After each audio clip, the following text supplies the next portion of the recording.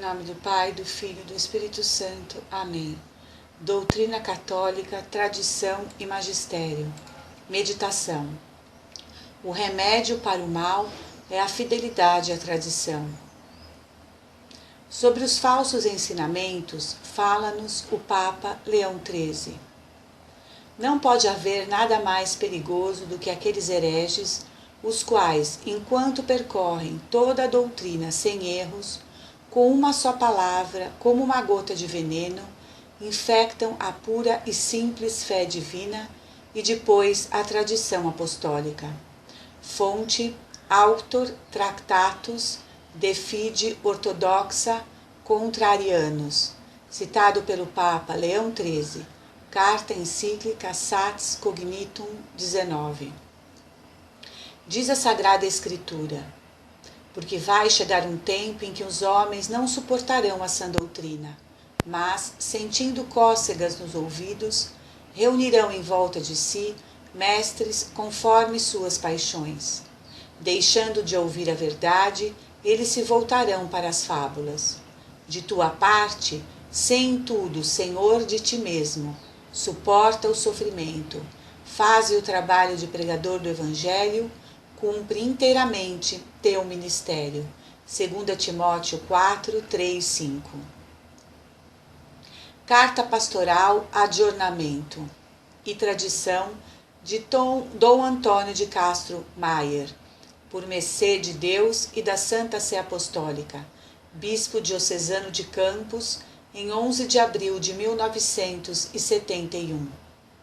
Diz Dom Antônio: Paulo VI, Papa do século XX, no dia 29 de junho de 1972, solenidade dos Santos Apóstolos Pedro e Paulo, durante a homilia que marcou o início de seu 10º ano de pontificado, surpreendentemente afirmou com as seguintes palavras: tenho a sensação de que por alguma fissura a fumaça de Satanás entrou no templo de Deus.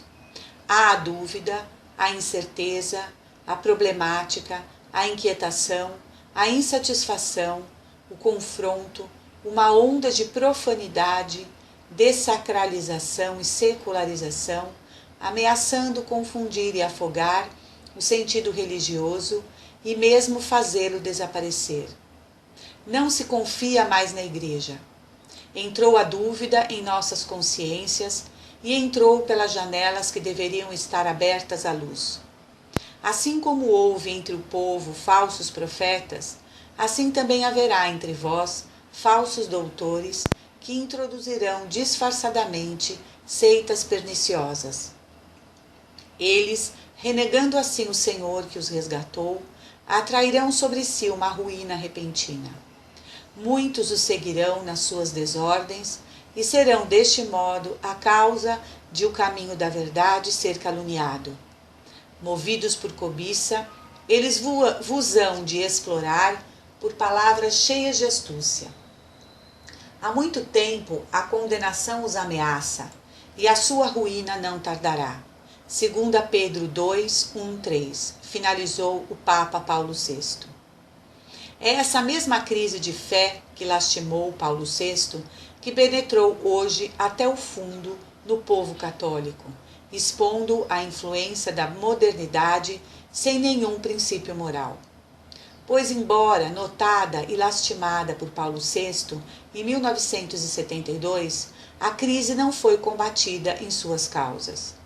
Como causa do aturdimento que sofrem os fiéis, angustiados porque já não têm mais certeza sobre o que devem crer e sobre como hão de agir, o Papa Paulo VI aponta o abandono da tradição. De onde o antídoto à tão profunda crise de linguagem, pensamento e ação, só encontramos na fidelidade à tradição. Em 8 de dezembro de 1971, o Santo Padre Paulo VI, em memorável exortação, encarecia os bispos católicos do mundo inteiro a obrigação de cuidar da ortodoxia no ensino da doutrina católica. O documento do Papa Paulo VI insiste sobre este ponto. às atuais circunstâncias. Assim disse o Papa, exigem de nós maior esforço para que a palavra de Deus chegue aos nossos contemporâneos na sua plenitude e para que as obras realizadas por Deus lhes sejam apresentadas sem adulteração e com a intensidade do amor à verdade que o salve. Tão nobre incumbência só é exequível mediante a fidelidade à tradição ininterrupta que liga nosso cristianismo à fé dos apóstolos. Afirma com efeito Paulo VI, no documento que estamos a apresentar, que hoje muitos fiéis se sentem perturbados na sua fé por um acumular-se de ambiguidades, de incertezas e de dúvidas, que atingem esta mesma fé no que ela tem de essencial. Estão neste caso os dogmas trinitário e cristológico, o mistério da Eucaristia e da presença real, a Igreja como instituição de salvação, o ministério sacerdotal no seio do povo de Deus, o valor da oração e dos sacramentos, as exigências morais, como por exemplo, da indissolubilidade do matrimônio ou do respeito pela vida. Mas, até a própria autoridade divina da Escritura chega a ser posta em dúvida, em nome de uma desmitização radical, diz o Papa Paulo VI. Como vemos, a crise na Igreja não poderia ser mais profunda, tanto mais quanto a exortação do Papa Paulo VI deixa entrever que há uma verdadeira conspiração para demolir a Igreja. Há, pois, entre os fiéis, um movimento de ação dupla convergente para a formação de uma nova Igreja, que só pode ser uma nova falsa religião. De um lado, criam-se incertezas sobre os mistérios revelados. De outro, estrutura-se uma vida cristã ao sabor do espírito do século. Lendo as palavras do Papa, nós nos perguntamos: o que ficou de intacto no cristianismo? Pois se não há certeza sobre o dogma trinitário, mistério fundamental da revelação cristã, se pairam ambiguidades sobre a pessoa adorável do homem-Deus, Jesus Cristo, titubeia-se diante da Santíssima Eucaristia, se não se entende a Igreja como instituição de salvação, se não se sabe o que é sacerdote entre os fiéis, nem a segurança das obrigações morais, se a oração não tem valor, nem a Sagrada Escritura, que há de cristianismo, de revelação cristã?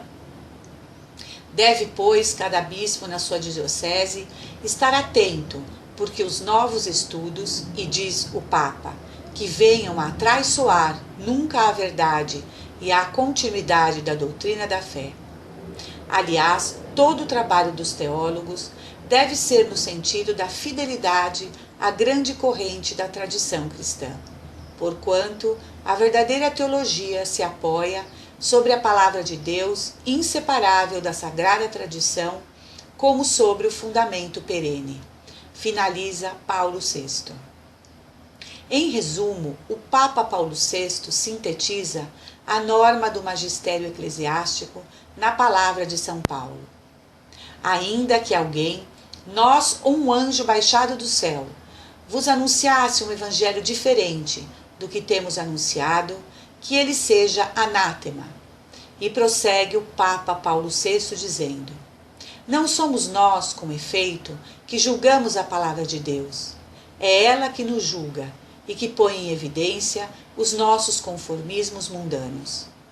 A fraqueza dos cristãos, mesmo a daqueles que têm a função de pregar, não será jamais, na Igreja, motivo de edulcorar o caráter absoluto da palavra.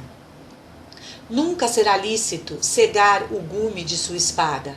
Hebreus 4:12, Apocalipse 1:16, 2:16. A Igreja nunca será permitido falar de modo diverso do de Cristo, da santidade, da virgindade, da pobreza e da obediência, afirma o Papa. Não se cuida de uma exposição da verdade revelada em termos que os homens facilmente a entendam. Procura-se, por meio de uma linguagem ambígua e rebuscada, mais propriamente, propor uma nova igreja, ao sabor do homem, formado segundo as máximas do mundo de hoje. Com isso, difunde-se mais ou menos por toda parte a ideia de que a Igreja deve passar por uma mudança radical, na sua moral, na sua liturgia e mesmo na sua doutrina, e inculca-se a tese de que a Igreja tradicional, como sempre existira, já não está à altura dos tempos modernos. De maneira que ela deve transformar-se totalmente. E uma observação rápida sobre o que se passa em meios católicos leva à persuasão de que realmente, após o concílio, existe uma nova igreja, essencialmente distinta daquela conhecida antes do grande sínodo, como única igreja de Cristo. Com efeito, exalta-se como princípio absoluto, intangível, a dignidade humana, a cujos direitos submetem-se a verdade e o bem. Semelhante concepção inaugura a religião do homem. Faz esquecer a austeridade cristã e a bem-aventurança do céu. Nos costumes, o mesmo princípio ouvida a ascética cristã, e tem toda a indulgência para o prazer, mesmo sensual, uma vez que na terra é que o homem há de buscar a sua plenitude. Na vida conjugal e familiar, a religião do homem enaltece o amor e sobrepõe o prazer ao dever, justificando a este título os métodos anticoncepcionais, diminuindo a oposição ao divórcio e sendo favorável à homossexualidade e à coeducação, sem temer a sequela de desordens morais a ela inerentes como consequência do pecado original. Na vida religiosa, o mesmo princípio preconiza um ecumenismo que, em benefício do homem, congrace todas as religiões. Daí, igualmente, a secularização do clero, cujo celibato se considera algo de absurdo, bem como o teor de vida sacerdotal singular, intimamente ligado ao seu caráter de pessoa consagrada exclusivamente ao serviço do altar. Em liturgia, rebaixa-se o sacerdote a simples representante do povo. E as mudanças são tantas e tais que ela deixa de representar adequadamente, aos olhos do fiel, a imagem da esposa do Cordeiro, una, santa, imaculada. A exortação do Papa Paulo VI fala na dificuldade de obter a renovação da roupagem em que se transmitem aos homens de hoje os mistérios de Deus. E reconhece que foram as novas expressões para as verdades de fé que trouxeram a angústia das incertezas, ambiguidades e dúvidas. Como foram os novos termos que facultaram aos faustores de uma nova igreja a difusão de uma concepção nova e estranha da religião cristã. É do Papa Pio X a afirmação de que o abandono da escolástica, especialmente do tomismo, foi uma das causas da apostasia dos modernistas. Encíclica Pascendi. Já não procedem do mesmo modo os novos teólogos. Não estão atentos à realidade, cuja expressão pode variar, desde que, porém, a apresente como ela é. O que eles desejam é satisfazer a mentalidade moderna.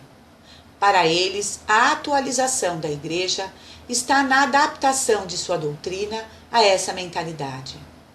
A Igreja, para não sossobrar, dizem os novos teólogos, precisa acomodar sua doutrina à semelhante maneira de pensar.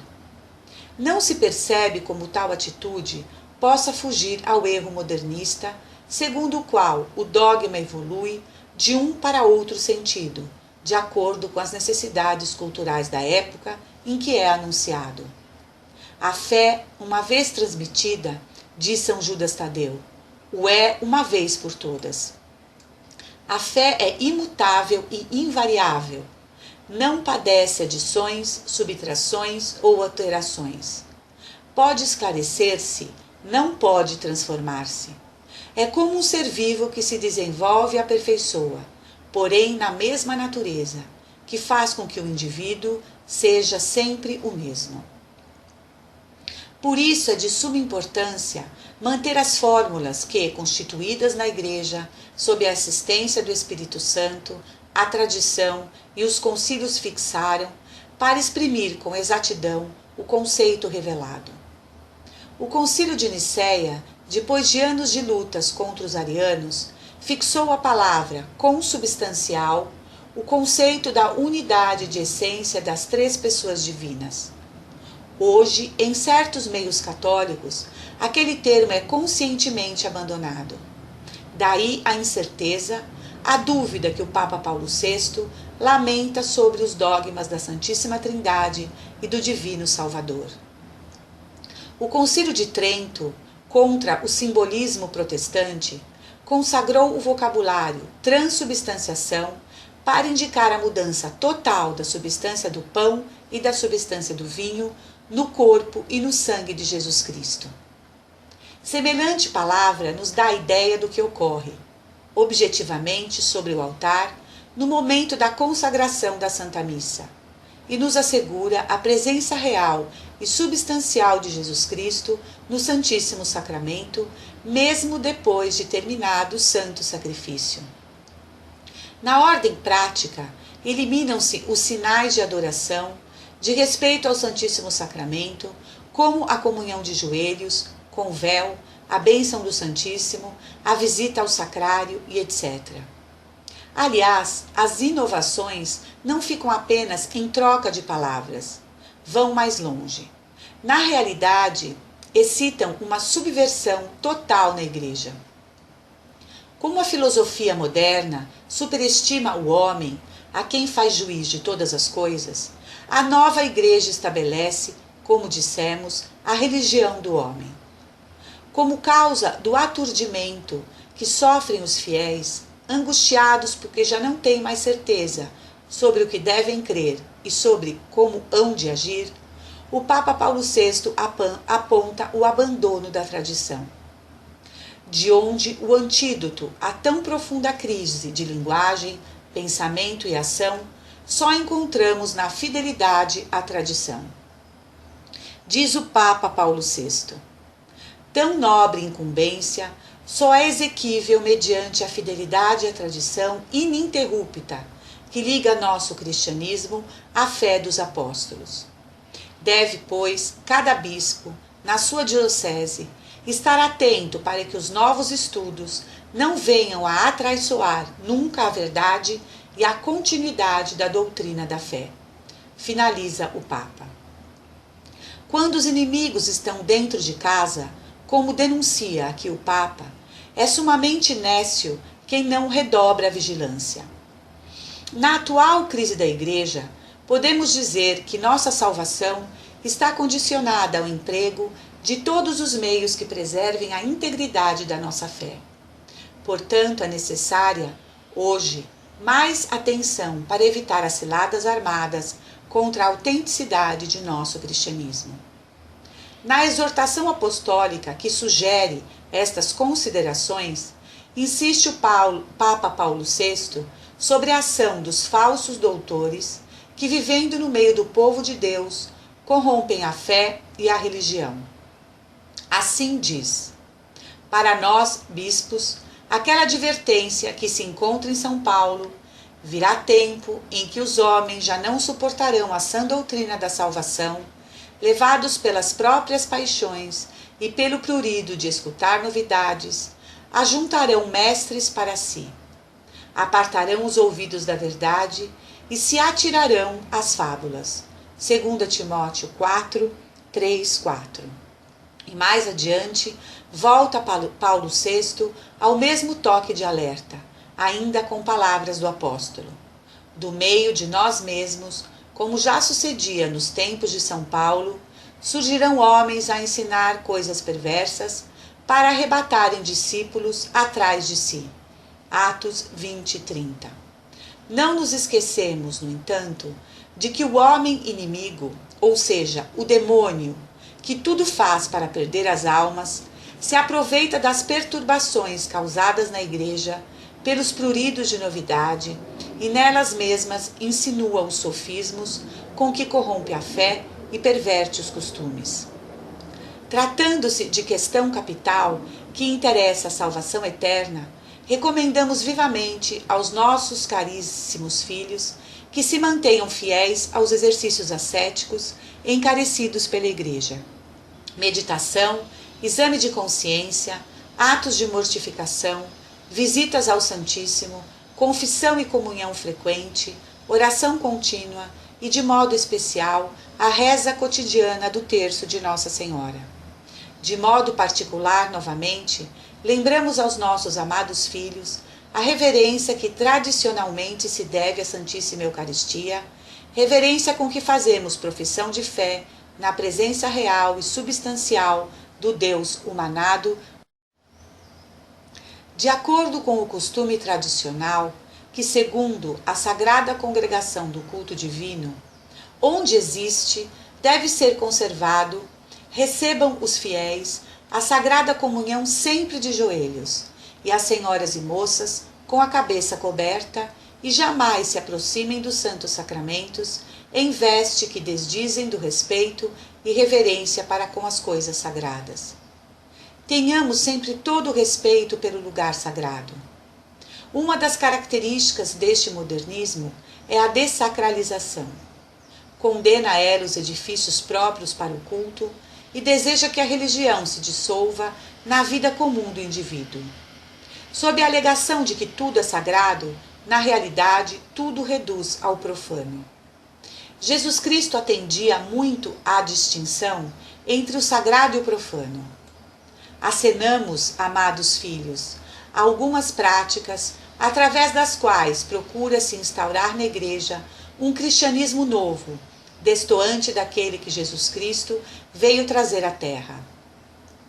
Em nossa pastoral de 19 de março de 1966, sobre a aplicação dos documentos conciliares, salientamos o grande perigo que de tais práticas se origina para a fé intoxicadas, como estão, pela heresia difusa que encontra conivência na mentalidade relativista do mundo moderno.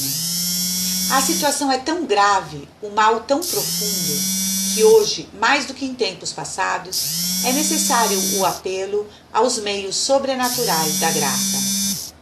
Entregues a nós mesmos, somos incapazes de resistir à onda elevada pelos falsos profetas e menos ainda de fazê-la amainar, de modo que possam as almas continuar serenamente nas vias da imitação do Divino Salvador. Em resumo, o Papa Paulo VI sintetiza a norma do magistério eclesiástico na palavra de São Paulo, dizendo: ainda que alguém, nós ou um anjo baixado do céu, vos anunciasse um evangelho diferente do que temos anunciado, que ele seja anátema. Gálatas 1:8. Recordemos que a todos aqueles que receberam, pela imposição das mãos, a responsabilidade de guardar puro e intacto o depósito da fé e a missão de anunciar o Evangelho sem desleixo, impõe-se dar testemunho de sua fidelidade ao Senhor na pregação, no ensino, no teor de vida. Recorramos, pois, à oração, e especialmente à devoção a Maria Santíssima, Senhora Nossa.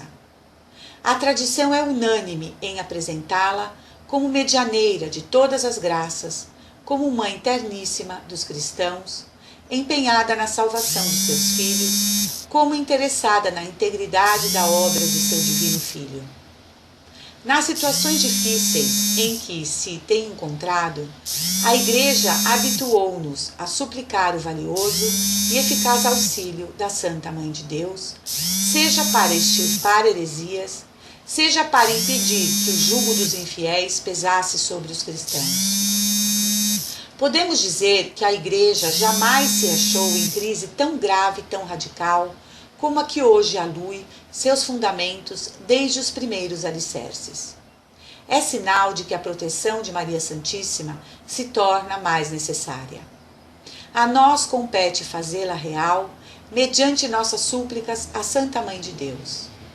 Nesse sentido, renovamos a exortação que fizemos à reza cotidiana do terço, do Santo Rosário, cuja valia aumentaremos com a imitação das virtudes de que a Virgem Mãe nos dá particular exemplo: a modéstia, o recato, a pureza, a humildade, o espírito de mortificação na renúncia de nós mesmos e a caridade com que, pelo bom exemplo, como discípulos de Cristo, impregnamos de seu espírito a mentalidade, os costumes e a vida da cidade terrena.